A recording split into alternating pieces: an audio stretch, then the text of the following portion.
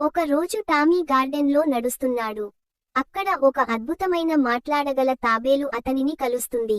తాబేలు మొదటిసారి మాట్లాడడం, అది కూడా ఫన్నీ వాయిస్తో, టామీ ఆశ్చర్యంతో చూస్తున్నాడు. ఏంటి, తాబేలు మాట్లాడడం? తాబేలు ఇచ్చిన సలహా ఫాలో చేసిన టామీకి చిన్న మిస్సు అవుతుంది. ఏంటో అలా చేశావ్? అంటూ చూస్తుంది. టామీ ఒక రంగురంగుల బటర్ఫ్లై వెనుక పరుగెత్తుతున్నాడు. తాబేలు స్లోగా ఫాలో అవుతోంది. టామీ మెల్లగా, నేను నడవలేకపోతున్నాను అని అంటుంది. టామీ పిక్నిక్ ఎంజాయ్ చేస్తున్నాడు.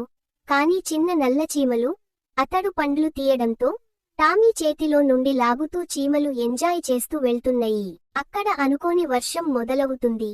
టామీ కైట్ చెట్టులో చిక్కింది.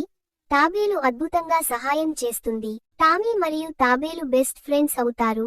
ఆనందంగా డ్యాన్స్ చేస్తూ. మా ఛానల్ గిగల్ కార్టూన్ సబ్స్క్రైబ్ చేయండి.